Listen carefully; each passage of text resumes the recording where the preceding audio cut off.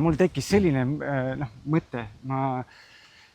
Ma ei ole sinusuguse inimesega veel väga pikalt rääkinud. No mõned korrad on olnud, kus me oleme kokku puutunud ja mõtteid vahetanud, aga niimoodi pikalt ei ole. Ja siis ma hakkasin mõtlema seda, et mul tekkis küsimus, et mille üle sina täna hetkel võib-olla kõige rohkem mõtiskled? Ei mõtisklegi. Ma lihtsalt vaatan. Lihtsalt vaatled? Ühtegi mõtet kui sellist? Ei ole, jah. No vahest vaatan uudisid, vaatan, mis Ukrainas toimub. Aga seal on ka mõtiskluse teema, see vaatan. Toimetan oma uut raamatut, aga vaatan, kuidas laused jooksivad, kas on arusaadav.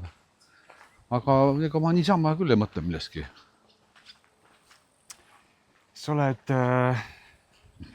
Ma vaatasin, et kus kohas kas ma mäletan õigesti, et su õpetamise teekond hakkas juba 92. aastal pihta või? Ma usun küll. Ma ei ole numbrites nii tugev, sest... Sinna kanti? Ja ma arvan küll, kuskil. Kas selle sellise 30+ aastase õpetamise jooksul, kas sul on mingisuguseid küsimusi, mis on sulle võib-olla avatuks jäänud või millele sa veel ei ole vastust leidnud?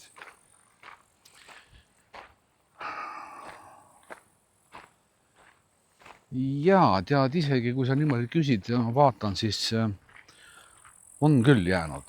Üks on jäänud. Tahad teada, mis on? Jaa, tahaks, et jagaksid, kui soovid. Ma katsun formuleerida seda natukene.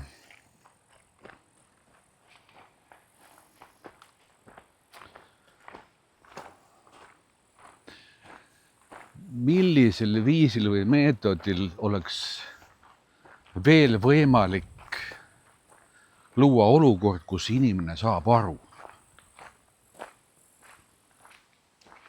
Üleüldiselt või milleski spetsiifiliselt? Põhimõtteliselt. Põhimõtteliselt.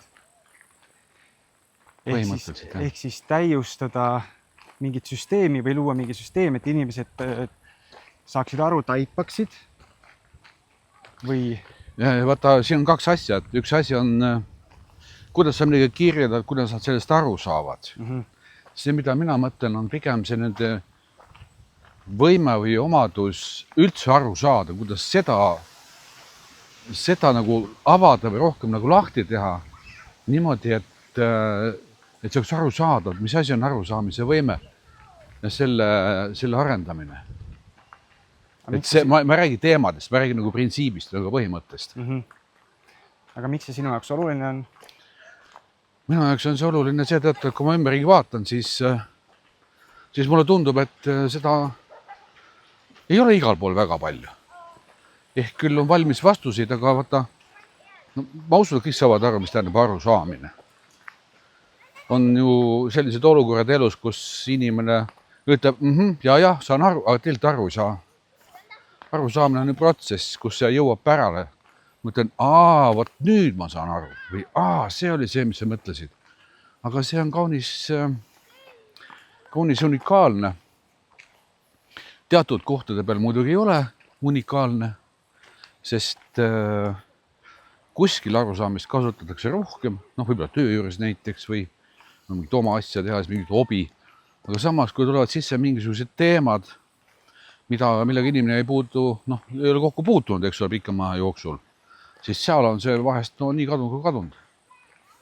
Nii et ma mõtlen sellist üldist universaalset arusaamise võimekust.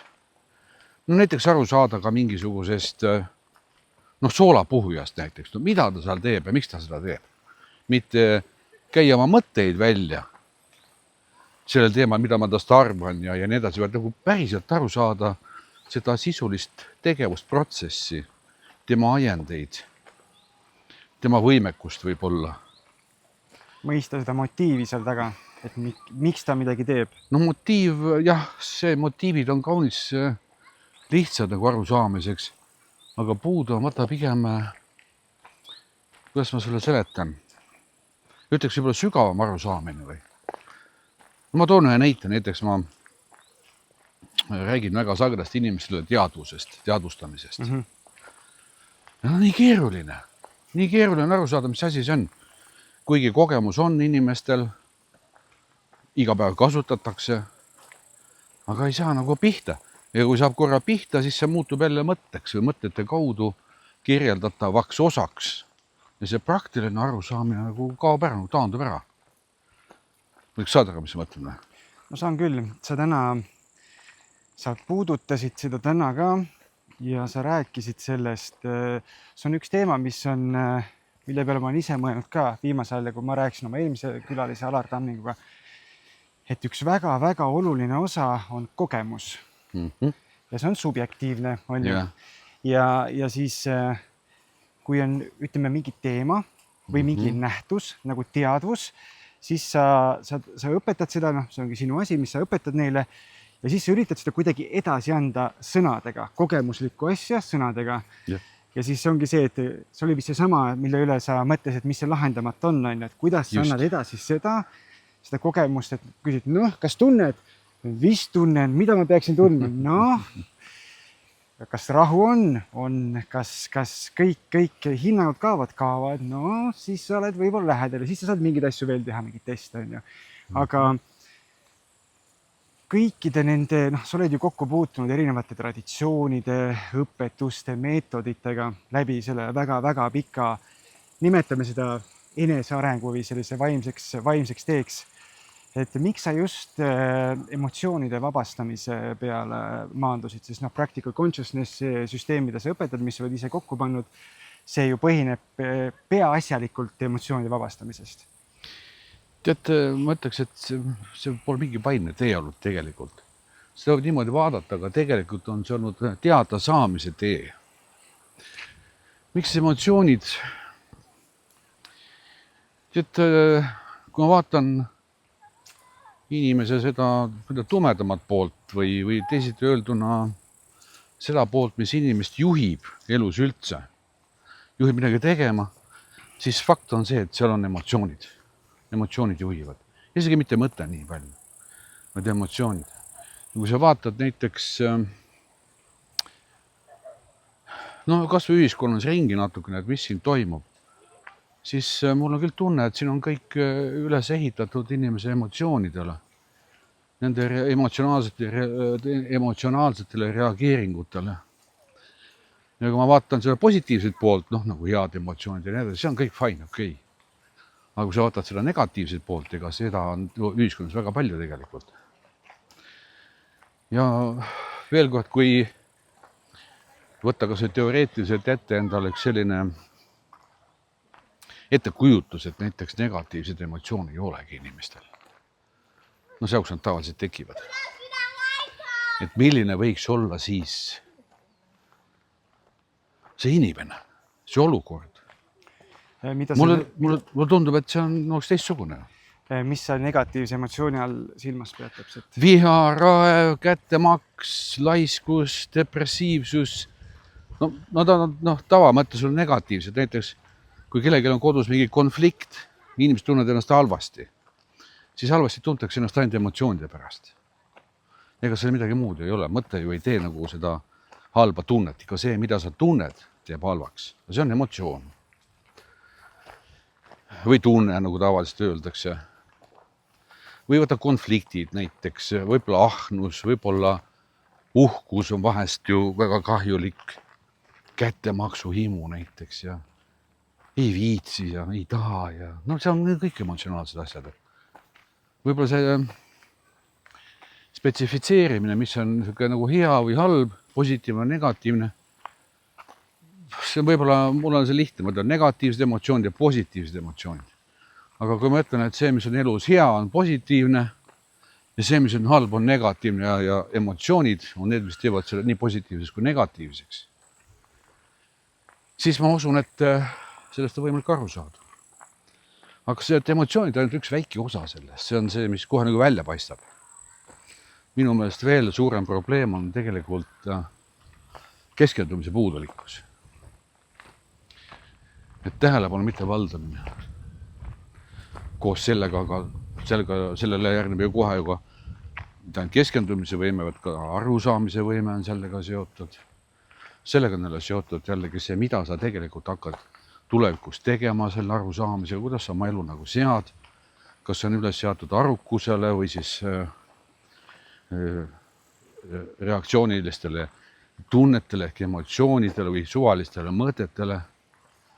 Siin on väga palju asju selliseid, mis pole üldse selged. See on niisugused segased natuke tänapäeval. Mul tundub nii, ma olen niimoodi näinud.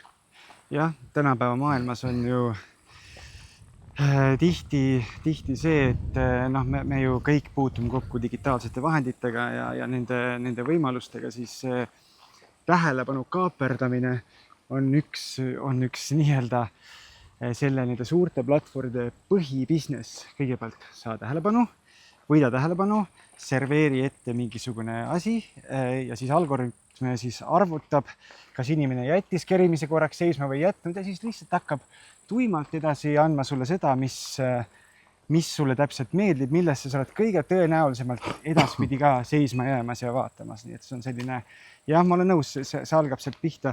Aga kui me korraks tuleme selle emotsioonide juurde tagasi, et ma olen sinuga täiesti nõus, ma olen seda ise täheldan oma elus, ma täheldan seda iga jumala päev. Nüüd, kui tulles siia Lilleorgu, praegu lõppes just suvekool, olles selles keskkonnas, siis kogu aeg seda praktiseerides ja selle tähelepanu juhtides, et siis sa oled nagu rohkem teadvel sellest ja võib-olla mõtled rohkem läbi neid hetki, kus iga päev need tekivad, need emotsioonid ja kuidas see vabanemine ja mis seal taga kõik on, aga ma just tahtsin, et sa enda sõnadega, sul on suurepärane võime kirjeldada neid asju, võib-olla ka sellepärast, et sa oled nii kaua seda teinud, aga mis täpselt toimub kehas, kui üks emotsioon vabastatakse?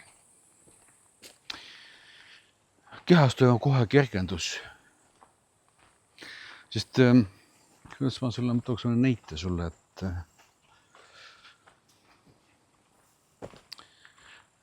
vaata, kui on, oletame, et see on mingi masin, mis töötab oma rütmiga. Kulutab oma kütust, spetsiifilist kütust, ma ei tea, bensiini näiteks on. Emotsioon on midagi sellist, et kus sa paned selle kütusele juurde näiteks eetrit, siis selge on see, et see bensiin plahvatab teistmoodi, eks ole. Just. Või vastupidi, paned sinna sisse mingit sellist ainet, mis vähendab oktaanarvu näiteks, mis teeb nagu nõrgemaks näiteks kogu selle kütuse, selle plahvatuse. Vot emotsioonid mõjuvadki samamoodi. Aga kui see on lihtsalt nagu üldine mõju, aga kui sa paned need emotsioonid süsteemi, bioloogilisse süsteemi, siis ma usun, et igaüks teab seda, kuidas nad mõjuvad. Kui tekib siuke, ma ei tea, võtame hea neid laiskus, eks ole. Kui laiskus imbub nagu sisse, kuidas ta mõjutab? Ta mõjutab seda, et ta takistab mingi tegevuse tegemist, ehk siis selle laiskuse emotsioon seisab tegutsemise ja mittetegutsemise vahel täpselt keskel. Kui seda ei oleks, kui see kaoks sealt ära, siis oleks tegutsemine, on ju nii? No jah, kui seda poleks, oleks tõesti niimoodi. Aga kui sa näiteks, ma ei tea, võtad pulssi näiteks, pulsi sagedust, vaatad hingamist, siis see ju kõik on teistsugune, eks ole. Aga võta nüüd mingi teine selline äärmuslik seisud, näiteks ärevus. No mis sa teed, kui sa ärev oled? No kõigepealt ma teadvustan, miks ma üldse ärev olen, tavaliselt see on mingi situatsiooniga seotud, on ju. Yeah. Ja siis muidugi on olemas igasugused tehnikad, et hingamisharjutused, see box breathing näiteks, mis aitab sind viia teise sümpaatilisest parasümpaatilisse või vastupidi, mul ei ole meeles kumb oli, aga ma tean, et ärevus, kuidas nüüd ärevusega oli, kas ärevus oli emotsioon? Ikka emotsioon. Hirm ei ole emotsioon või hirm on ka emotsioon? Mina hirmu nimetan emotsiooniks, sest tal on teistsugused kvalitatiivsed omadused.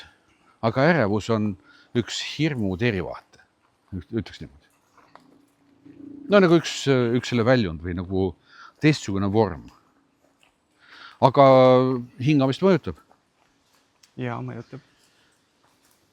Liikumist, füüsilise liikumist mõjutab? Jaa. No oktaanarv on kohe kõrgemal, eks ole. ja kohe nagu paneks ja teeks midagi.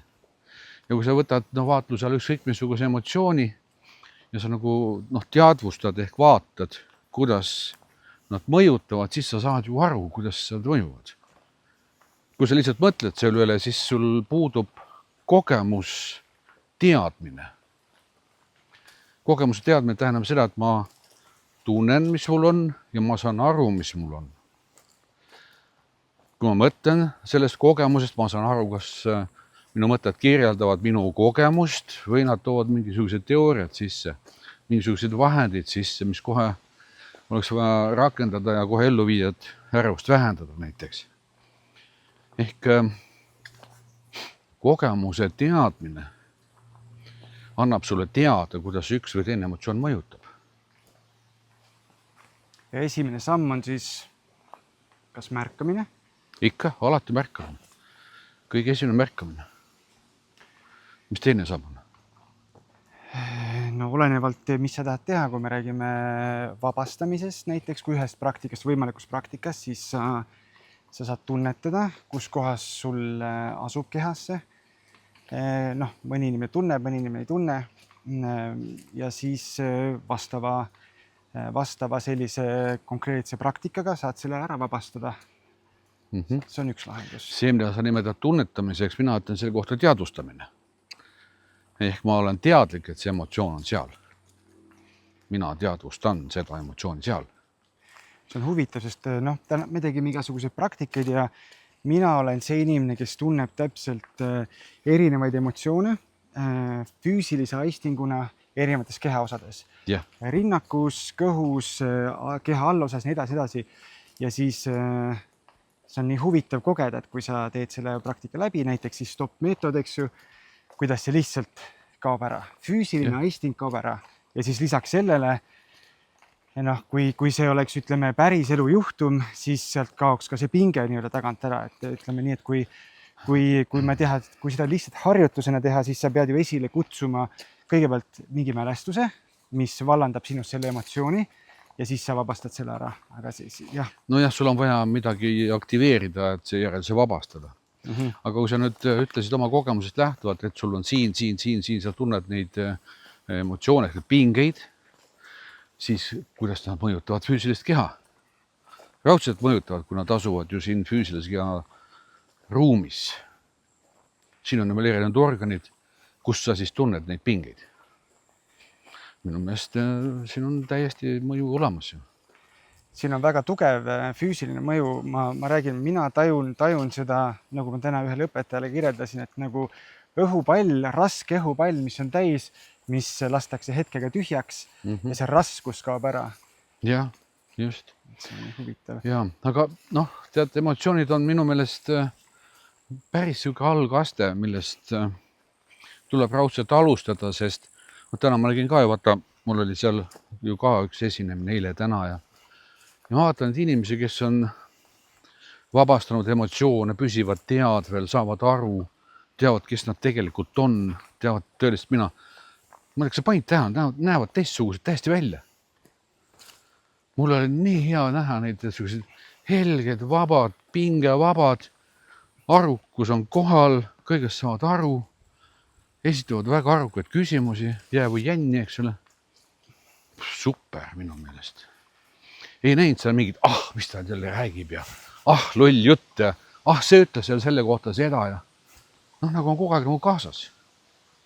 Aga sellised emotsioonid näiteks nagu, sa ütlesid hirm, siis võib-olla mingisugune häbitunne, viha, et kas need võivad kanda endas mingit olulist informatsiooni ka? Teate, kuidas ma ütlen? Aegade jooksul on tõenäoliselt tehtud väga palju erinevaid, loodud väga palju erinevaid meetodeid sellest, kuidas lahendada neid samuseid inimlikke probleeme.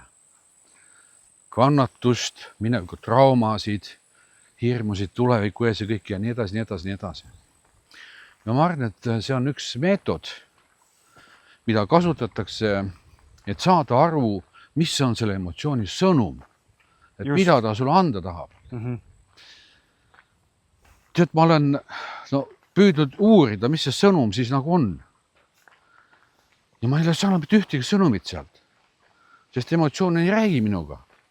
Kui mul tuleb mingisugune mõte seoses selle emotsiooniga, siis see ei ole sõnum emotsiooni poolt.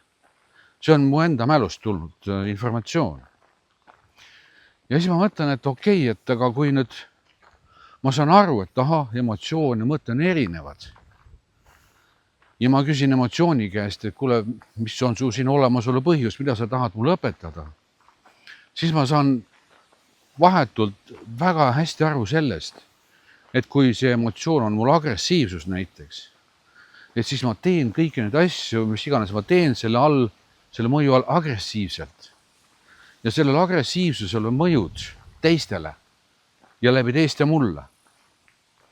Näiteks olen, ma ei tea, kellegi suhtes agressiivne, ütle midagi agressiivselt, ta ei taha muga enam näiteks suhelda või ta on agressiivne minu vastu, tekib võitlus ja nii edasi. Ma saan aru, kuidas see emotsioon sunnib mind tegema neid asju. Sellest ma saan aru. Kui näiteks tegemist on laiskusega, tunnen, et laiskus on peal, vaata, mis on tema sõnum. No ja ta jälle ei räägi mulle mitte midagi. Aga kui ma vaatan seda, kuidas ta mõjutab minu tegevusi, siis ma näen seda, et tegelikult ainuke tegevus ongi laisklemine. Ehk kõik need muud elulised asjad, mida ma peaksin tegema, ma ei tee neid lihtsalt. Ma tegelen edasi lükkamisega, eneseõigustamisega. Isegi vahest võib-olla läheb isegi karmimaks, eks ole. Ära sega mind, No ma ei räägi endast, eks ole, ma räägin kellegi teisi näitest enda nimel. Ja siis ma saan aru, ta teeb seda. Aga see ongi see arusaamine.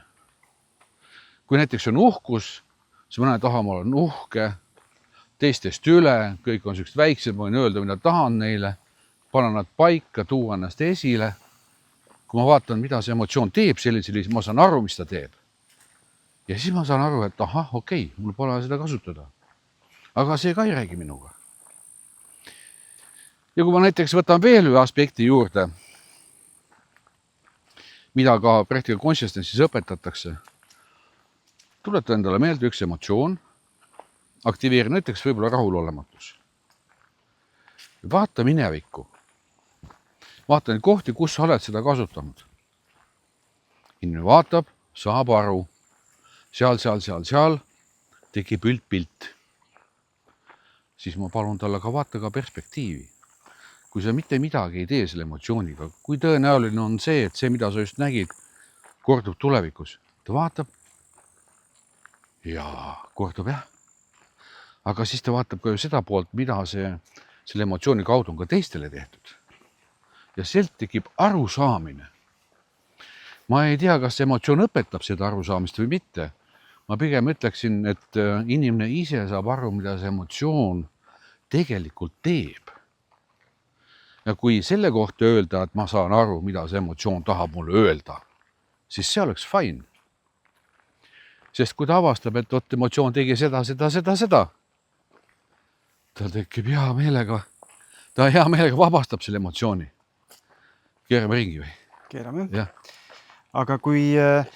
aga ütleme seesama näiteks, mis emotsioonist sa praegu rääkisid, kas ükskõik milline näiteks emotsioon. Ükskõik. Või mingi, sa ütlesid rahulolematus just. Ja. Et kas ta enne, nüüd kui ta hakkab seda praktikat tegema, kas ta enne mõistab üldjuhul, kust kohast see rahulolematus tuleb ja kas see info annab talle midagi versus ta tunneb seda, ta meenutab seda olukorda oma peas, tekib see tunne ja siis nüüd ta vabastab selle ära. Kas nüüd tekib mingi mõistmine, et nüüd ma saan aru, kus see tuleb ja kas on üldse oluline või on lihtsalt oluline see, et ma vabastasin selle pinge ära ja lihtsalt elukvaliteet sellest tõuseb, et mis see point seal taga täpselt on? See point on see, et sa kõigepealt aktiveerid, siis vaatad mõju minevikku ja mõju tulevikku. Sealt sul tekib ülevaade selle emotsiooni mõjust sinu elule ja teiste eludele. Sa saad ülevaate. See ei anna mitte mingit vastust, kus see pärit on. Ma ei õpeta kunagi inimesi vaatama, kus see emotsioon pärit on. Tead, miks või? Minu meelest ei ole selle mingit pointi, sest kui sa meenutad seda olukorda, kerkib üles täpselt see sama emotsioon mille päritolu sa tahad teada. Okei, isegi kui sa saad teada, et vot selles olukorras, vot selles, ma ei tea, ümbruses näiteks, nende inimeste juures olegu, vot tekkis mul see emotsioon lapsepõlves, väga varases lapsepõlves. Okei, ja mis sa sellega edasi teed? Teadmine tavaliselt või ütleme suures pildis, kui me veel ei tea, mis me sellega teeme, võiks anda selle sisendi, et okei, me nüüd teame, kus see tuleb, nüüd hakkame mõtlema, mis me sellega teeme. Aga kas ma saan õigesti aru, et kui sa vabastad selle pinge ära sealt või selle energia sealt justkui ära, aga kas see tähendab, et see siis ei kordu enam või? Vaata, see sama emotsioon, mille sa aktiveerid, vaatad mineviku tuleviku mõjusid, on see sama emotsioon, mille sa kunagi lapsepõlves, kus iganes sa selle said. Sest tegelikult sa oled ju selle emotsiooni juures. Siin pole vaja päritolu vaadata, sest emotsioonide puhul päritolu ei mängi mingisugust rolli. Sellepärast, et emotsioon genereeritakse alati reaalajas uuena. See ei ole mingi vana emotsioon, mida me otsime. Sest emotsioone ei saa säilitada kehas. Kui me rikuksime energia jäävuse seadust. Sest kui me saaksime säilitada näiteks, no ma küsin ühe küsimuse su käest. Ütle, kas see patareis olev energia on seal 6 aega tagasi toodetud? Kas on see 6 aja vanune energia või on see tänane? Energia on energia, lihtsalt see kogus on see küsimus, kui me räägime patareist. Mitte ainult kogus, vaid energia olemusel üldse. Ehk kas energia saab olla minevikus? Sest kui me läheme minevikku otsima, me läheme justkui minevikku, eks ole. Või ta saab eksisteerida ainult olevikus. Jah. Energia on energia, eks ta on üks ja sama kogu aeg, olenemata ajas siis. Ja seetõttu ma ütlengi, et kui emotsioon tekib, siis ta genereeritakse meie süsteemis uuena, alati uuena. Aga tänu selle, et me teame, mis see on ja oleme varem kasutanud, see tundub, et see on vana kuskilt sealt Iidamast Aadamast, meie isiklikust ajaloost. Ta on ikkagi uus. Ta on uus, aga sama malliga tehtud. Ja siis, kui me uurime siis neid põhjuseid, kust me oleme selle saanud, siis ega me peale info muud nagu ei saa, juhul kui me saame. Tüüpiliselt ei saa kätte seda. Sest see rägastik, ehk meie enda mälu rägastik on niivõrd keeruline, et täpselt kohale jõuda on peaaegu võimatu. Aga mina olen lähtunud sellest alati, et see emotsioon, mis genereeritakse, on see sama emotsioon. Siis vabastades selle emotsiooni, vabastad sa ka selle esimese emotsiooni, mis sa kunagi said süsteemist ära. Ja kogemus tegelikult näitab, see töötab väga hästi. Jah. Ehk kui ühes olukorras on mingi emotsioon vabastatud, siis selles olukorras ta enam ei ilmne. Mõtle, mis sinu kogemus on? Ta on kindlasti nõrgem, kui ma ühe korra vabastan ära, sama situatsioon tuleb üles, aga ma tookski kohe sellise päris elulise näite, et näiteks parisuhe. No, see ei ole konkreetselt minu parisuhtest, aga üleüldiselt, et näiteks ma olen kuulnud, et sellest räägitakse palju ka, aga ma ei ole päris täpselt sellest aru saanud, et kui näiteks üks osapool näiteks ahistab, pisendab, manipuleerib teist osapoolt, aga teine osapool justkui on see, kes vabastab ära kogu aeg, on ju. Et kus sa siis tõmbad selle piiri sellise sisemise kasvu ja ütleme sellise piiri suhte vahele, et kus kohast ei saa nagu üle minna oma isikliku piiri nii-öelda, et kuidas sa selle ära defineerid? Ma ütleks niimoodi, et selline manipulaator on praktikule, kes võttis ette emotsiooni vabastamise, väga hea. Sest ta aitab kogu aeg üles kergitada nende emotsioone ja endal pole vaja nagu meenutada neid. Ja mida efektiivsemaks läheb see emotsioonide vabastamine, seda neutraalsemaks või sõltumatumaks ta läheb nendes olukordades. Ehk ta ei reageeri enam niimoodi nagu enne. Ajalugu näitab, et ka tegelikult surve kasvab selle võrra. Ehk teine pool tahab ikkagi survestada, ikkagi kätte saada nende emotsioon, aga need enam ei ole. Ja tavaliselt see lõpeb sellega, et kas ühesõnaga jäetakse rahule. Kas üks jätab ühe rahule, üks on juba rahule jätnud, ei leita enam rahuldust teise ruineerimises vahest minnakse isegi lahku näiteks. Vahest öeldakse, et vot kui lõpuks läksid mu silmad lahti, sain aru, kes see inimene on. Lollina telasin, nii kaua aru ei saanud ja nii edasi venitasin. Ja ongi pillid teistes kottides. Leivad on jaotatud ja niimoodi juhtubki. Ehk ta aitab ikkagi jõuda lähemale selle loomuliku tulemini, et olgu see kas lahkuminek või mingi muu asi. Jah, just. See ei pea alati niimoodi olema muidugi. Sest vahest, vaata kui emotsioone vabastab see, kes ruineerib teisi lajusid, eks. Siis tegelikult elu läheb palju paremaks. Koos elu läheb palju mõnusamaks. Noh, öeldakse, et kriisides sünnib kasv, on ju. Kui sa need kriisid lahendad, siis sünnib kasv. No, kriisid puhastavad nii-öelda, nagu öeldakse. Ma olen seda ise kogenud. Kriisid tead sunnivad vaatama nagu täpsemalt neid asju, mis enne ei lihtsalt vaatamata. Tuuvad luubi all välja need asjad. Vaata nüüd siin, sa oled nii kaugele sa oled jõudnud oma pimedusega. Ma oleks varja vaadata. Jah. Nagu siis polnud vaja. Tagantjärele oleme kõik ülimalt targad, on ju. No ikka. Ma ei tea, kas sa oled tähele pannud, siis sotsiaalmeedias üldse räägitakse täna väga palju reaalsusloomisest ja manifesteerimisest, et mis sina sellest kõigest arvad? Tead, ma arvan, et see on mingisugune järjekordne selline laine. Et küll see läheb ka üle. Ma ei ütle, et seda protsessi pole olemas, aga sellisel viisil, nagu seda õpetatakse, võib-olla mõnel joppab, et see töötab. Aga tüüpiliselt see ei tööta sellisel viisil. Sest inimesed võtavad ainult selle meetodi, aga kõik muud tingimused, mis on vaja, et see hakkaks tööle, nad isegi ei tea neid või ignoreerivad neid või isegi ei tunne huvi või isegi ei tea neid asju.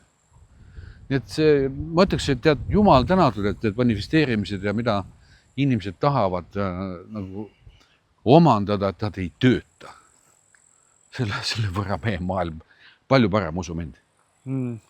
Ma tahtsin ühe inimesega teha sarnase jalutuskäigu, nagu sinuga praegu teen, kes Eestis promob seda manifesteerimise ja justkui õpetab seda ja selleks, et sellest kõigest aru saada, ma hakkasin seda uurima ja vaatan, mis välismaised õpetajad sellest kohta räägivad. Ja ma ütlen sulle ausalt, et see, ma arvan, et üldine arusaam sellest on see nii-öelda see the secret, mis on räägitud, et lihtsalt soovi ja pane emotsioon taha ja siis see sünnib sinu ellu, siis mulle hullult meeldivad, on mõned üksikud õpetajad, kes ütlevad, et kõige olulisem komponent manifesteerimisel üldse on see, et sa lihtsalt hakkad liikuma ja hakkad tegema seda asja, mis on vaja, et jõuda selle soovitud tulemuseni. Et ma arvan, et ilma selleta, see kõik muu ongi BS, et sa ei saa lihtsalt olla ja mitte midagi teha, luua mitte milleski, mitte midagi sellesse ma ei usu. Aga see on tavaline asi ju. See on tavaline asi, et me võtame midagi ette, hakkame tegema. Aga vaata, siin on üks nüanss.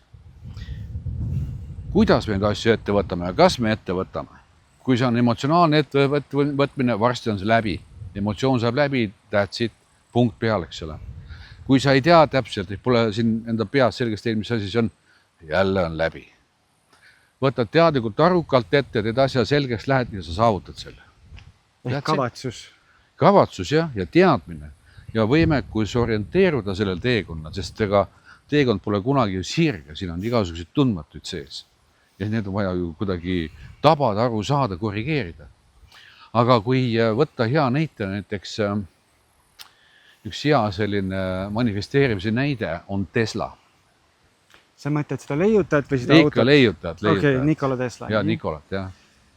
Et tema ju käis läbi enda ettekujutuses kõik need masinad, kõik need agregaadid, tegi läbi kõik nende töövõtted, käis läbi kõik erinevad variandid, mis iganes võisid ette tulla ja alles siis hakkas rauda panema. Vot see on manifesteerimine. Huvitaval kombel seal midagi seal taga on, sellepärast, et on ju tehtud üks selline katse, üks täiesti teadusuuring, kus võeti sportlased, kes, kui ma õigesti mäletan, oli see, pandi nad jalapressimasina taha. Üks grupp ja kontrollgrupp. Üks grupp tegi jalamasina peal trenni, surus neid blokke ja teine grupp siis lihtsalt kujutas ette seda. Oma peas pani silmad kinni, kujutas ette, kuidas ta teeb seda. Ja tulem oli see, et pärast mingi, ma täpselt ei mäleta neid andmeid, aga oletame 4 nädala pärast mõlemas grupis lihasmassis ja ka tugevuses toimusid sarnased tähenduslikud muutused, mis on huvitav. et see, et kas me päriselt füüsilises maailmas midagi teeme või siis kujutame ette, et seal justkui mingisugune mõju meie füüsilisele kehale on. On. Ma tean ka seda efekti. Selle efekti peamine tuum minu meelest on see, et aju ei tee vahet, kas tegemist on ettekujutlusega või reaalse füüsilise olukorraga. See on üks suur probleem tegelikult, see, et ta ei tee vahet. No aju, tead, siin see, tuleb seda terminit kasutada. Kahe teraga mõõk nii-öelda. Ta ei ole isegi kahe teraga võib-olla, kuigi vahest on veel hullem võib-olla ühe teraga. Miks? Vaata sellepärast, et kui inimene kujutab endale midagi ette, näiteks kellegi teise kohta, ta ju usub seda. Ta ju elab läbi seda. Näiteks ma tean, inimesed võib-olla arvavad sinu kohta, minu kohta midagi. Neil on ju valmis arvamus ajus olemas. Kui me kohtume reaalses elus, võib-olla nad muudavad oma arusaamist. Aga niikaua, kui seda ei ole, nad usuvad seda ja ei tee vahet. Aga nii on ju paljude asjadega ju. Hinnad tõusevad, maailmas on sõda, see on seal see halb inimene, see on seal reetur, eks ole, see on oma inimene. See põhineb ju kõik ju sellele samal sisemisele protsessi, mida me nimetame mõtlemine. Ja mõtlemine on reaalsest elust ju väga erinev. Mulle vähemalt tundub niimoodi. Paljudel on see võib-olla üks ja see sama. Ja lähme sinna poole. Ja kui ma vaatan siis seda osakaalu, et mida inimesed rohkem usuvad, kas seda nagu päris elu või seda, mis nende peades on. Anna sina mul vastus. Mul on kohe sellele üks hea näide tuua, et see Eckhart Tolle ütles hästi, et mis vahe on inimestel, kes pannakse hullumajja versus tavainimestel. Vahe on selles, et see, mida tavainimesed oma peas mõtlevad, hullud lihtsalt ütlevad välja kõva häälega. Et sama hullumaja toimub siin peas ainukese vahega. Võib ka niimoodi öelda, jah. Aga kui see manifesteerimine, aga mis jällegi tulles tagasi, mis sa kõik oled... Vaata, korra jääme siia korra pidama. Manifesteerimine. Ei, ma mõtlen, lähme edasi, aga jääme jutuga mõtte peale pidama. Ja. Vaata, kui inimesed usuvad seda, mis enda peas sisaldub, mõtled enda kohta, teiste kohta ja nii edasi, tuleviku kohta, mineviku kohta, nad ju elavad seda läbi. Kas see ei ole manifesteerimine? See paradoks ongi selles, et me kõik manifesteerime iga päev, see ei ole mingi eraldiseisev tegevus, see on lihtsalt see, mida kõik teevad. Sa lood oma reaalsust oma mõtete, oma seisundite ja oma tegevustega, see ongi su reaalsus. Jah, ja vaata, mõtted on ju ka virtuaalsus. Mõtted ei saa, kui ta tomatit ette, sa ei saa suhu pista, sa ei saa teda füüsiliselt süüa, sest seda ei ole ju. Aga kui paljud inimesed juhinduvad sellest, ma olen sulle täitsa nõus. Ongi virtuaalne reaalsus, ongi manifesteerimine. Ja palju sõltub sellest, mida sa siis tavatasandil oskad siin manifesteerida. Sest ma kujutan ette, et manifesteerimine selles valguses, millest me räägime, on midagi erilist, see on maailma muutmine. Mingisugusel viisil, ehk erilisel viisil, kus maailmas toimuvad muutused ainult läbi selle manifesteerimise. Nagu selles valguses. Ma arvan, et see on üks suur jama tegelikult. Aga mis sinu arvates on sellised universaalsed tõed, mis ületavaid igasuguseid usundeid, traditsioone ja igasuguseid muid asju, mis on universaalsed, olenemata, kas keegi usub või ei usu, see lihtsalt on? Hingamine on, süda lööb, mõtted on, aga erinevad, emotsioonid on, tähelepanu on, teadvus on, arusaamise võime on, taipamine on, eristamine on, süvenemine on, tsüklid on, aeg on suhteline. Nii et osad asjad on. Ma toon sulle ühe siukse hea näite võib-olla. Käisin siin perearstidega kohtumas siin üks üleeile äkki. Ja võtsin siukse teema ette nagu tähelepanu. Ma palusin neil meenutada seal 5-6 erinevat mingisugust fragmenti, lapsepõlvest positiivne, negatiivne, nii edasi, eks ole. Ja esitasin küsimuse. Mis siin jäi muutuvaks ja mis siin jäi muutumatuks? küll nad seal proovisid seda ja toda ja kolmat, neljandat. Vot siin oli see mälestus, seal oli too mälestus ja nii edasi ja siis püüdsid analüüsida. Nad ei saa mu küsimusest aru, mis jäi muutumatuks. Miks see nii on, miks sa arvad? Kas küsimus on raske? See on banaalne küsimus, aga selle peale ei tule lihtsalt. Mis sa arvad, mis see vastus on? Küsi see küsimus uuesti, palun. Ehk kui inimesed meenutasid erinevaid seiku ja mina küsisin nende käest, mis selles protsessis, mis te tegite, oli muutuv, aga mis jäi muutumatuks? Meenutamaks mingit olukorda oli see või? Ja nad meenutasid seal 5-6 erinevat olukorda. Muutus situatsioon, mida nad meenutasid, aga samaks jäi see fookus või teadlik suunamine mingisuguse asjale. Tähelepanu. Tähelepanu. Selle asja nimi on tähelepanu. Ja selle peale ei tulegi. Et tähelepanu oli üks ja see sama kogu aeg. Üks ja see sama oli kogu aeg. Ja nüüd ma küsin sult ühe küsimuse. Sa küsisid mu käest, et mis on elus muutumatu, jah? Kas tähelepanu on muutumatu? On. Kindel? Jah. Üldse ei muutu? Tähelepanu on tähelepanu. Jah. Muutuvad need objektid, millel tähelepanu on. Aga kui sa vaatad nüüd tähelepanu tähtsust muutuvate asjade keskel, mida sa võid avastada? Kuhu sa paneksid kasiinos oma selle panuse, piltlikult?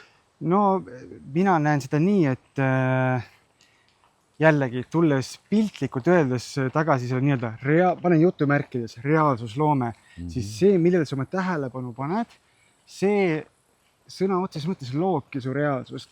Sest ma toon sul näite, mina ja minu vend oleme kardinaalselt erinevad inimesed.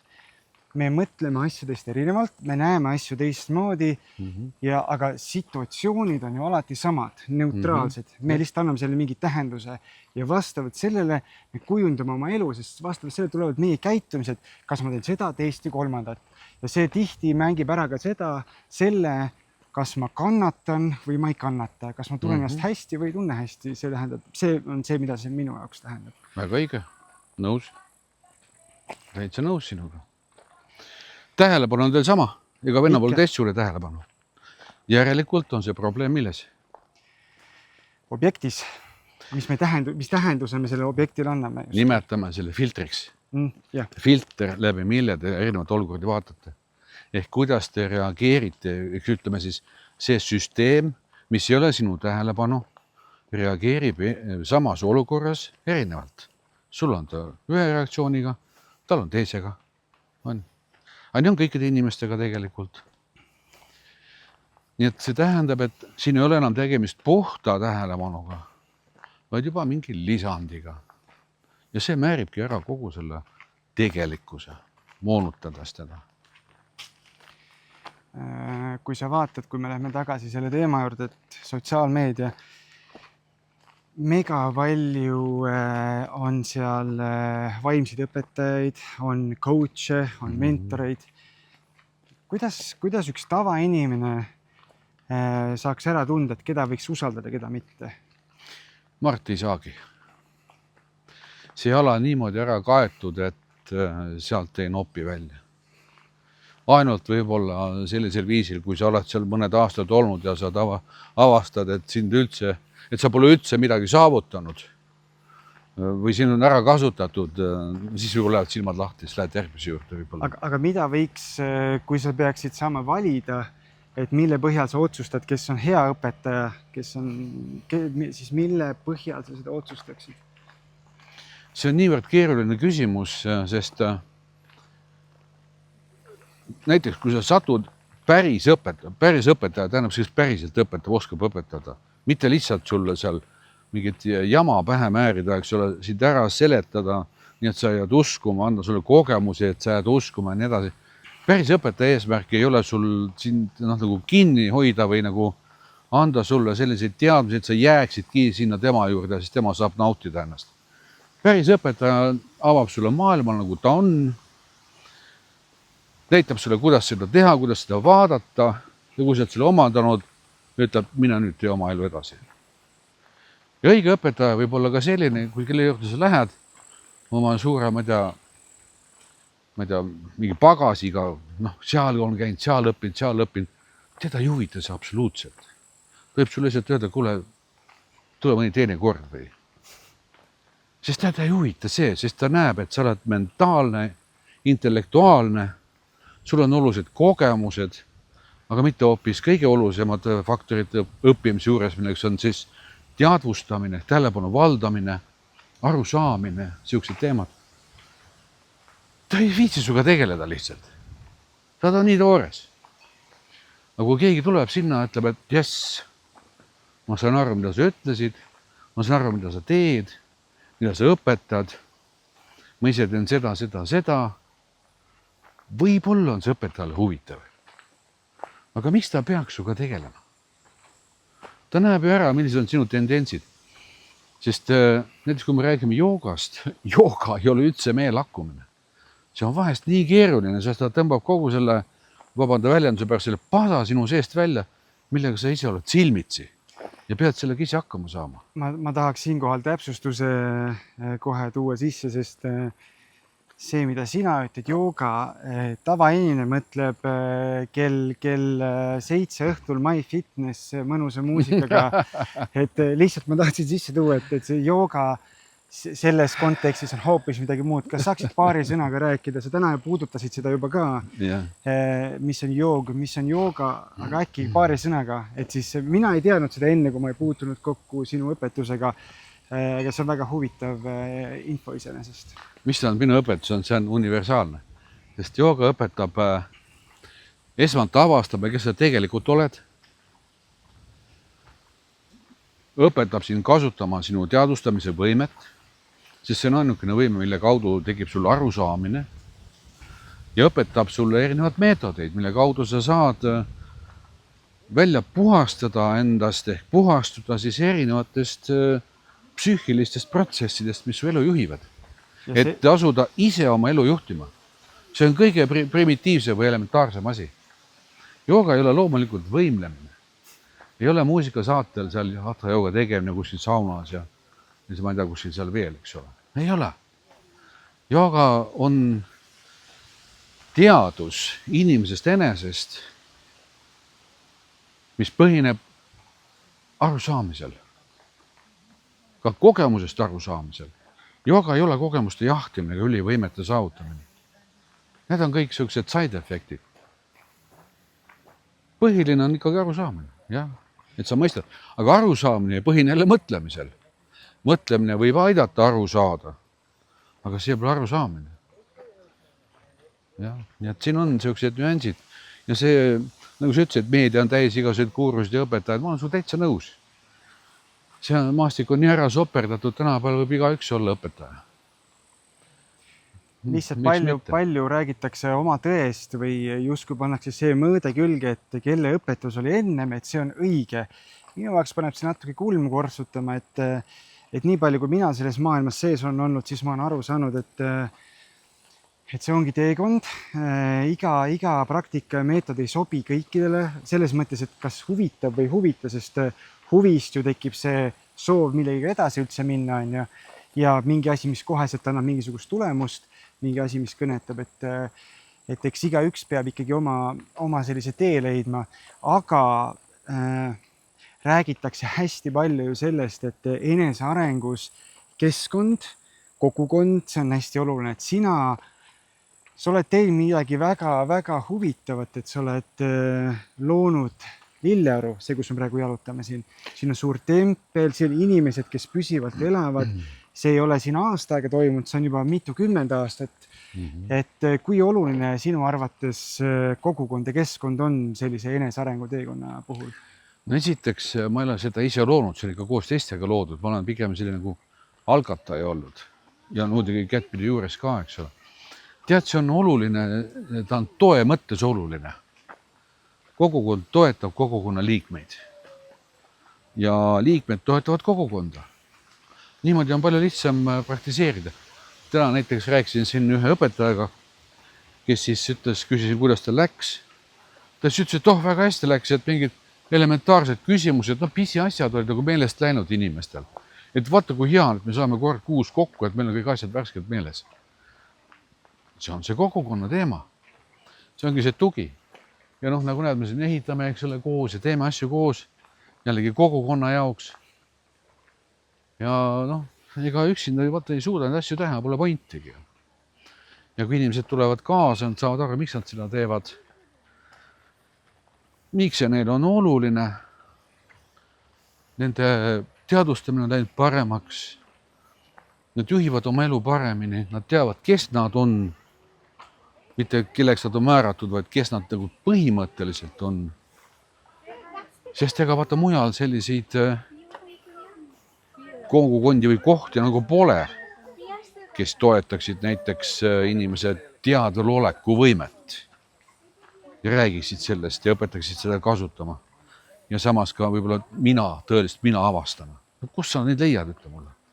Enamus ju räägib ainult juttu, et kui see kõrge mina ja nii edasi. Aga sellest nagu on vähe, sest see on siuke jutt ainult.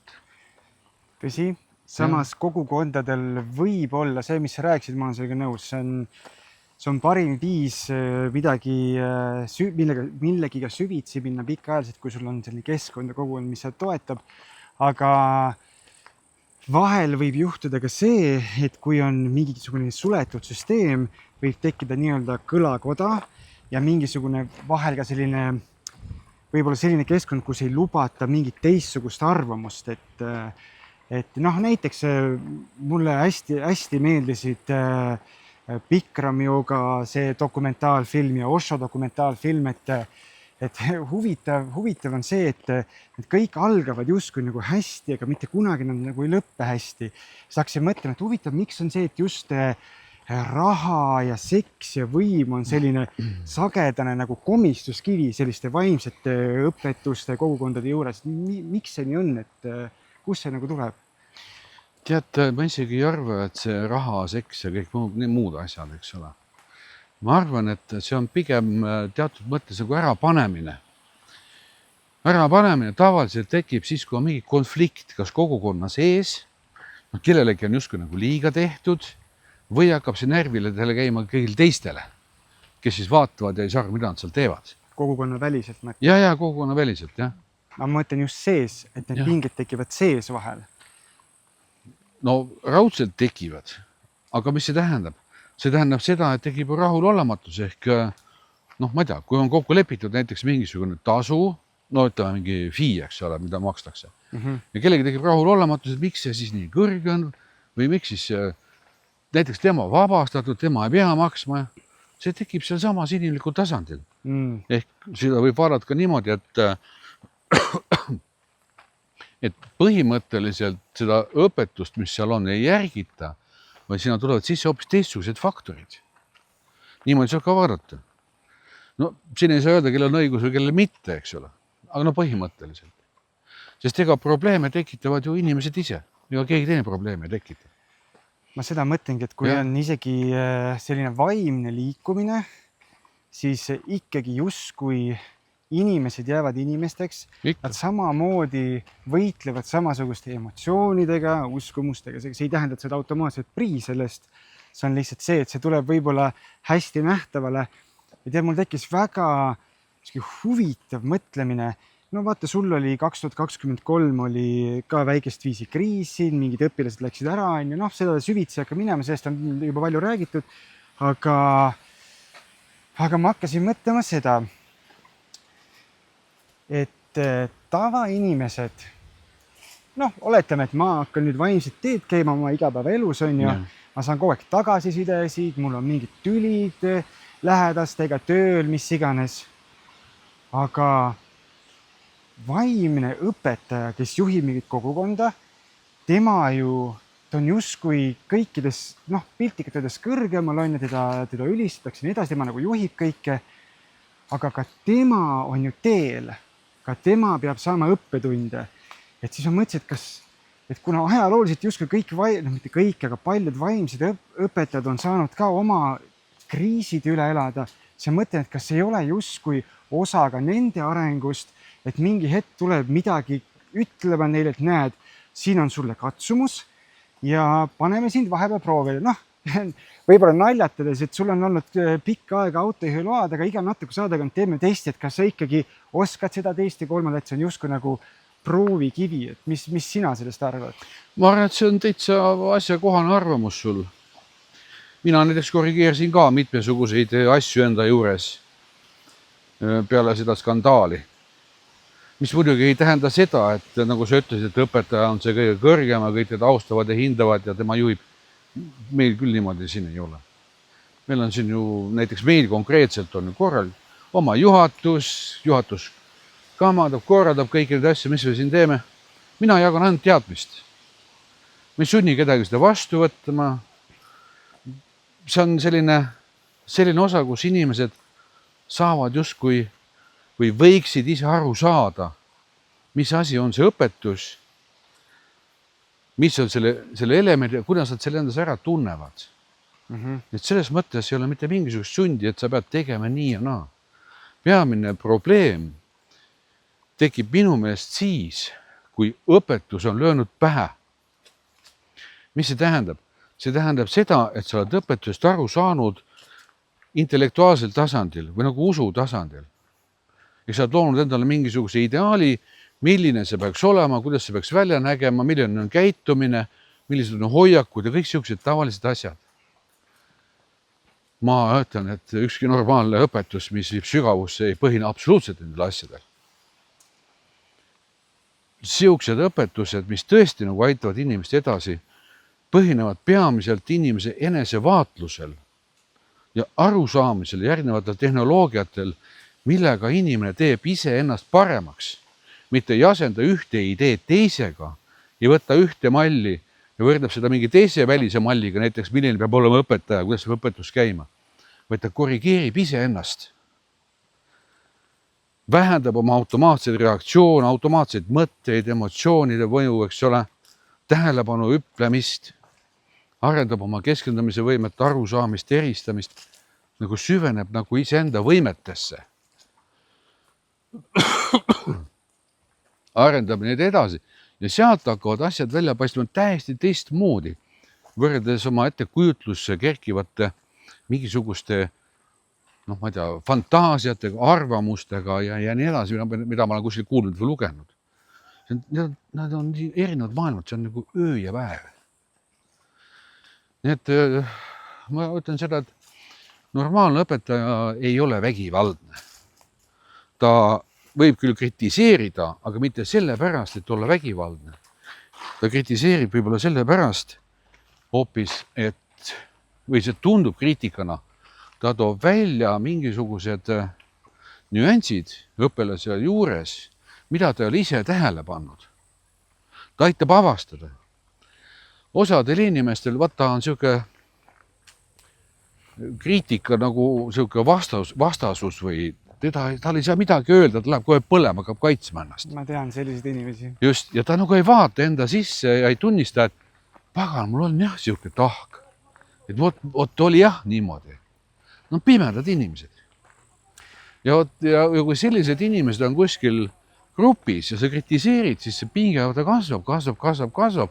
Lõpus ta plahvatab ja siis on maailm must, siis pannakse kõik kellad külge ja siis tehakse siuke kustutamise protsess.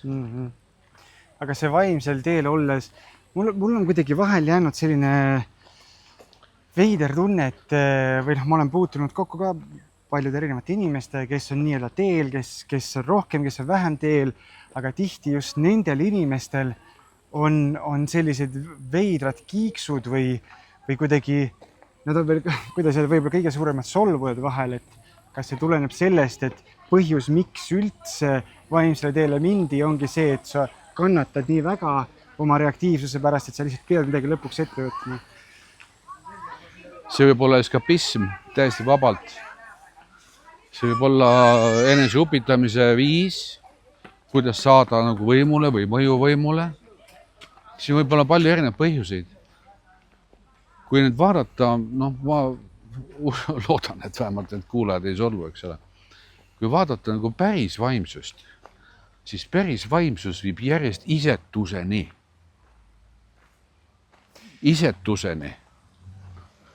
mitte isiksuse kasvuni, kes on siis ego ja kõik see muu asjad, eks ole, eriti räiged võib-olla.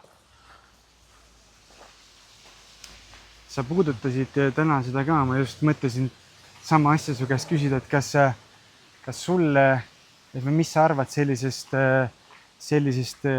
väitest, et kui rääkida valgustumisest, et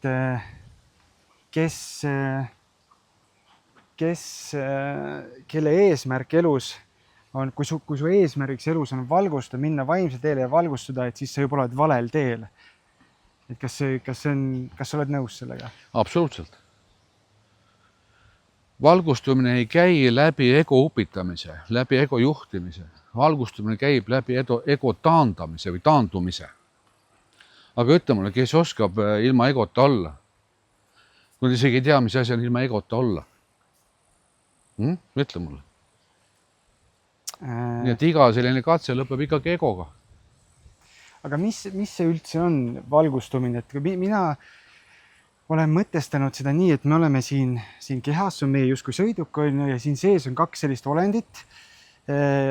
Lihtsustamiseks inimesele, kes sellest pole midagi kuulnud võib-olla vaimsusest, et üks on selline purjus teismeline ja teine on selline vana tark mees.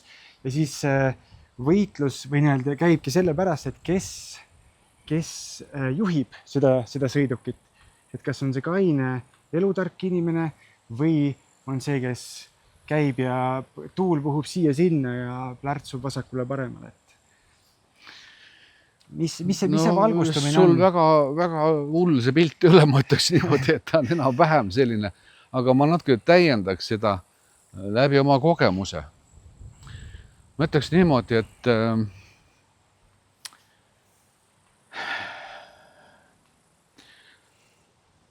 valgustumine ei ole protsess lõpptulemusena. See on leid, see on avastus. Ehk kui sa avastad, kes sa tegelikult oled, sa teada seda, siis see ongi valgustumine. Me räägime, seal on igasugused nimesid juures, aga see tekitab võib-olla inimeste vaata mõtteid, et kes see ja mis see, mida ma siin pean avastama ja nii edasi. Ma ei räägi mõtetest, emotsioonidest, ettekujutustest ja mingitest muudest asjadest. Ma räägin sellest, kes ma tean, me rääksime tähelepanust, et tähelepanu üks ja sama kogu aeg. See, kes on tähelepanu siinses otsas, see on see mina, millest me räägime. Kui sa selle avastad, koged seda, siis sa saad aru sellest, et sa ei ole ei vana, ei ole ka tark, ei ole ka arukas. Sa saad aru, et sa oled midagi enamat. Aga see, et sa oled midagi enamat, tähendab ka nagu midagi vähemat. Ehk sa saad aru, et sa ei saa aru, kes sa tegelikult oled. Ja võt sealt, sellest punktist hakkab peale alles, ma ütleks, vaimsus. Enne seda on see kõik mentaalne mäng, ettekujutus erinevate teooriatega, erinevate kogemustega, nägemustega ja nii edasi. Sest seni, kuni sa laval ei ole, kes su mängu juhib siin? Su enda mõtted, emotsioonid, kogu ego, eks ole. Kuhu sa ego selles jõuad? Ikka sinna, kus ego on. Ega ego ei anna muud tulemust kui ego. Nii et siin on vaja üks väikene shift teha. Ja kui tulla su võrdlusele tagasi, et kes see siis see valgustumine siin on? See on rahulik, vaikne, igavene, kogu aeg siin olemus olnud, läbi terve elu, igal ühel, kellelgi kadunud ei ole. Aga see, kes närpleb kogu aeg, see on see, kes ei tea mitte F-igi. See on see, kes püüab teha midagi, püüab saavutada midagi, kes kannatab, kes tunneb rõõmu vahest ja elab ainult rõõmude nimel kannatusi vältides, ennast teistega võrreldes, see on ego. See on see noor poisikene siin vahest, siin ei ole vahet, kui vana keegi on. See on see, mis siin tõmbleb kogu aeg, see tal puudub rahu. Ta otsib midagi, mida ta otsib? Iseennast. Kas siis see teadlik mina, see, kes on alati rahus, kes lihtsalt on, kas valgustumine tähendab, et siis tema juhib kogu aeg või mida see täpselt tähendab? Valgustumine tähendab, et sa tead, kes sa oled. Sa oled iseendana. See teadmine ei ole intellektuaalne teadmine, vaid see on kogemus. Sa oled selles kogemuse sees. Aga see ei ole kogemus, mille sa saad mingisuguse tegevuse käigus. See on, kuidas ma ütlen sulle, ma toon sulle näiteks, vaata siin samas on täna päike, eks ole. Päikesekiired on siin, eks ole, ja nii edasi. Kui see päikesekiir, vaata, on siin kuskil, puudutab sinu nahka, minu nahka, eks ole, siis kas see päikesekiir teab, et ta on päikesest pärit? Ei tea. Vaat ma ka ei usu. Aga see on, kui see on tähelepanu, see kiir näiteks, siis mina ehk see valgustunu on see, kes on seal teisel pool seda kiirt. Ehk siis nagu päike. Ehk siis päike. Muidugi me lõime ette kujutuse siin, mis tegelikult ei ole see päris tehnoloogia. Aga päris tehnoloogia on niimoodi, kui sa saad aru, kus su tähelepanu püsib, siis see on nagu see päikesekiir, seal on see ots. Ja see, kes vaatab, seda on see päike. Kui sa tood selle kiire tagasi enda juurde, enda suunas, siis sa saad teada, kes sa oled. Ja sa avastad, et sa oled kogu aeg siin olnud. Sa saad aru, et sa pole mõtted, emotsioonid ega mingi muu asi, see on täitsa mingi erinev asi. Ja see hetk, kui sa nüüd avastad ennast, see ongi valgustumise hetk. See ei tähenda, et sa jääd püsima siia iseendasse. Kohe tulevad need kiired lähevad kohe välja ja sa kaotad iseennast endas mõtetesse, emotsioonidesse ja nii edasi. Et sa lähed maailma. Aga too kiir tagasi jälle. Ja sa avastad, et see on niivõrd erinev. Ja kui sa nüüd jääd püsima sellesse, siis saadki valgustuma. Püsivalt. Ja siis sa omandad ka täiesti teistsuguse arusaamise maailmast, milles sa elad. Kuidas keegi ära tunneb teist inimest? Kuidas sa tunned ära inimest, kes on valgustunud? Väga lihtne. Siin on selleks sõnu vaja. See on mingi tajutav omadus või? Sa küsid sellist asja. 2 valgustunud tahavad mööda, lihtsalt noogutavad aupaklikult teineteise suunas ja lähevad edasi. Aga kui üks ei ole valgustunud? Isegi ei peatu. No siis sa vaatad otsa, mis tal viga on, lähevad edasi. Kas me liigume edasi? Ja, lähme edasi. Mõtlen seda, et tänapäeval on suhteliselt populaarne psühhedeelikumid, mis justkui väidetakse, et see on kiirtee sisemise kasvuni, enese arenguni. Mis sina sest arvad? Ma arvan, et ei ole. Miks? No, kui sa vaatad seda mõju, no mida sa näed seal? Okei, emotsioonid vaibuvad, mõtted vaibuvad, nägemused saabuvad. Maailm võib-olla moonutub, eks ole, sa näed maailma teistmoodi natukene. No ja mis siis? Sa õpid nägema lihtsalt võib-olla teisi maailma tahke, mida sa ei ole avastanud enne. Aga kas sa paned tähele, et see sama sinu tähelepanu on endiselt sama ka selles maailmas? Kas see, kes seda vaatab, seda asja, on sama, mis ka siin maailmas? Kas sa seda avastad või? Tühja sa avastad. Siis sind huvitavad need muutused, kõik need infot ja teadmised, mis sa saad sealt. Aga kõige olulisema, mis on absoluutselt muutumatu, jätad täiesti 2 silma vahele. Selles mõttes ma ütlengi, et need kõik on kindlasti väga ägedad asjad, mida sa seal näed ja koged ja nii edasi. Aga see on kõik muutuv. Aga muutumatud asjad jäävad 2 silma vahele. Ma olen selles mõttes nõus sinuga, et see on, ma kardan, et tänapäeva ühiskonna selline natuke naiivne lubadus, et ma olen kogenud erinevaid aineid, proovinud siirate kavatsustega, taotlustega ja see on kahjuks, see on natuke aega, sa kõnnid sellise mulli sees ja tunned justkui väga tugevat empaatiat kõikide inimese suhtes ja nii edasi, aga üks hetk on see kõik läinud ja siis see toimubki, see ongi selline nagu vaimne turism, nagu täna on populaarne, et ühelt retriidilt teisele ja ühest õpetusest teisega, kuidas sa siis eristad kogemust päris muutusest, et keegi kogeb väga tugevaid asju, aga samas, kui muutus ei teki, siis ei ole ju sellest kasu või? Tead, mina võib-olla teeksin niimoodi, et ma ei tea, olen marukas või mitte, mina panustaksin muutumatute asjade peale. Mitte muutuvate asjade peale, need muutuvad ju kogu aeg. Kui me räägime igavikust, siis igavik ei ole muutuv. Kõik muutuv on igavikuliselt muutuv. Aga on mingisugused asjad, mis selles igavikus absoluutselt ei muutu. Seesama mina, tähelepanu ehk teadvustamine.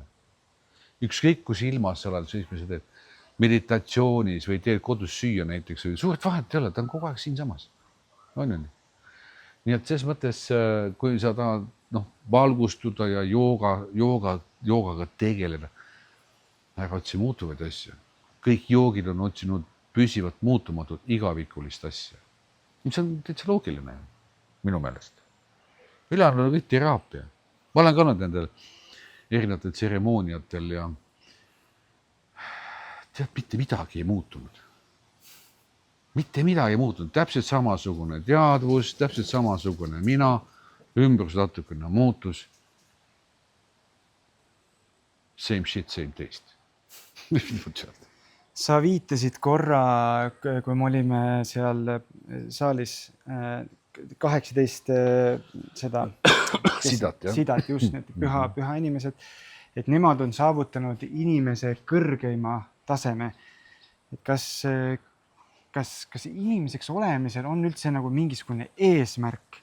Öeldakse, mis on elu mõte, et kas igal inimesel peaks olema eesmärk saavutada see kõrgeim tase või ongi see, et ikkagi igal inimesel on tulnud siia midagi kogema, olgu see midagi väga lihtsat või midagi väga keerukat, midagi väga pompöösset või midagi väga-väga lihtsat.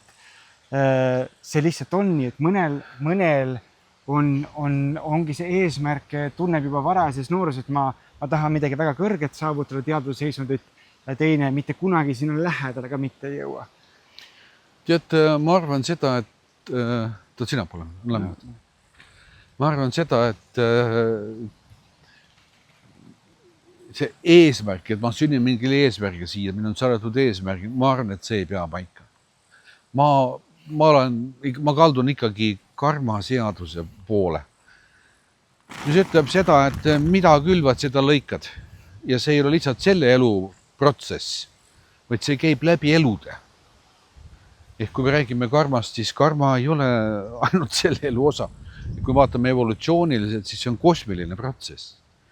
Ja see tähendab, et kõik need tendentsid, mida inimesed tahavad saada, saavutada, kogeda ja nii edasi, on tegelikult mingite tegude tagajärjed, mis nüüd tulevad nende laua peale erinevate suunistena, erinevate suundadena, tahtmistena, mitte tahtmistena. See, kas inimene tahab saada valgustunuks või mitte, võib ka olla idee ja tulla ei tea kust kohast, eks ole.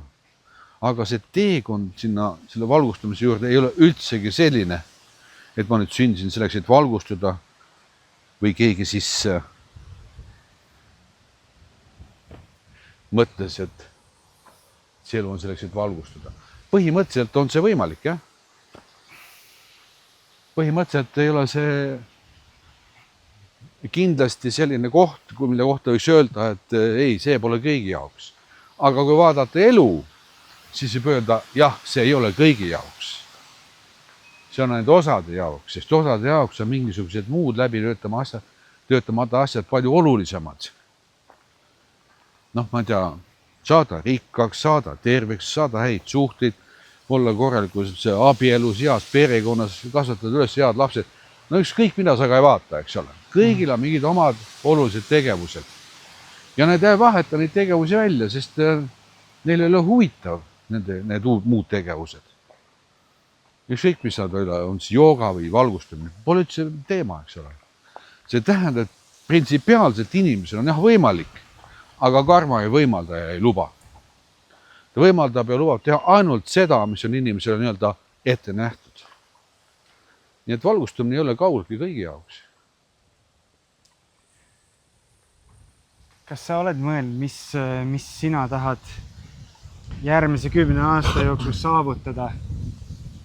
On sul mingisugused eesmärgid, mingid püüdlused, mingid soovid? Väga ei ole, tead.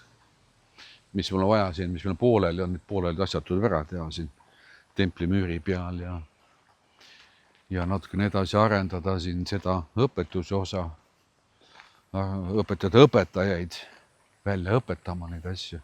Ehk jagada teadmist ja inimesi, kes jagavad seda teadmist. Ega kes teavad, mida nad jagavad. Et mitte ajada inimestele siin kärbseid pähe uusi mõtteid ja ideid, vaid nagu tuuagi tagasi reaalsusesse. Ja ega tead, mina elan ja toimetan niimoodi ja selle järgi, et mis asi tuleb mulle teile ette või mis asi mind kõnetab, et kas see on nüüd mingi noh, ma ei tea, näiteks täna see poiss rääkis seal, eks ole, kelle juures ta käib seal õppimas seal või kuulab seda. Ma ei mäleta. Sadhgurut või? Sadhguru, jah, Sadhgurut, jah. Vot tema nüüd püüab keskenduda, eks ole, ja pingutama ja siis ma seletasin ära, kus see tegelikult käib. Vot kui see nüüd tuleb see laua peal, siis ma vaatan, kuule, okei. Miljonid inimesed, 100 000 vähemalt pingutavad, eks ole, selle järgi seal. Aga see meetod ei tööta lihtsalt. Ja siis mõtlen, okei, aga mis siin tegema peaks siis, kui nad seal pingutavad, võib-olla prooviks õigesti teha. Tegi kohe mõte, aga kuidas siis seda neile kirjeldada, seda deliverdada. Ma ei saa ju öelda, et kuulge, et ma olen ainukene tark, kes teab. Siis on kõik kallale kohe, eks ole. Ja kohe ma ei peagi ennast targaks. Aga ma tean protsessi. Ma olen ju puurinud ja läbi lõhki neid protsessi. Seetõttu ma olen ka kogemus ja ma saan öelda, et vot see töötab. Järgmine küsimus on, kuidas deliverdada niimoodi, et inimesed saaksid aru ja võtaksid selle vastu ja tõesti teeksid breakthrough, eks ole. Sellest asjale ma küll vahest mõtlen, jah. Nii et see, millest mina lähtun, on see, mida ma näen. Mida ma kuulen ja ma näen, siin on probleem, siin ei ole lahendust. Ma näen, siin täiega usuvad seda. Ma vaatan, aga see ei vii mitte kuskile. See on läbi käidud tee, see on koha peal tammumine. Usuvad, kõik on pühenud, aga ta ei vii edasi. Sest kuidas ma ütlen sulle, võid sõita jalgratast pukkide peale ja uskuda, et varsti jõuan Tartusse, eks ole. Ma ei jõua mitte grammigi kohale. Mitte millimeetritki. Nii et võt, ja siukseid asju ma märkan ja siis ma vaatan, et siin võiks natuke nagu midagi võib-olla kaasa aidata või. Ma võin ka rahule jätta üldse meil tegeleda. Lööd käega lihtsalt ja tavaliselt lööngi käega, kui sa nagu näitad või tood välja, et kuulge, et sõbrad, et vaadake, aga nii saab ka. Kohe nagu vastuse siis tekib, kõik ma enam ei tohi. See on ka võib-olla esitlemise küsimus, et ma ei oska võib-olla alati esitleda asju. Inimest sundida ei saa. Ei. Peab tulema siirast tahtest. See sund, mis sa räägid, see on ju vastuseis. Ja see ei ole mitte inimese enda vastuseis, see on inimese reaktsioon. Keegi tuli minu mängumaale nüüd ja mul on vaja seda kaitsta. See on ju nagu ususõda. Ta tuleb oma mingi tõega minu usu vastu. Ja kui see usk ära kaob, mis siis saab? Mis must saab? See on ju osa identiteedist.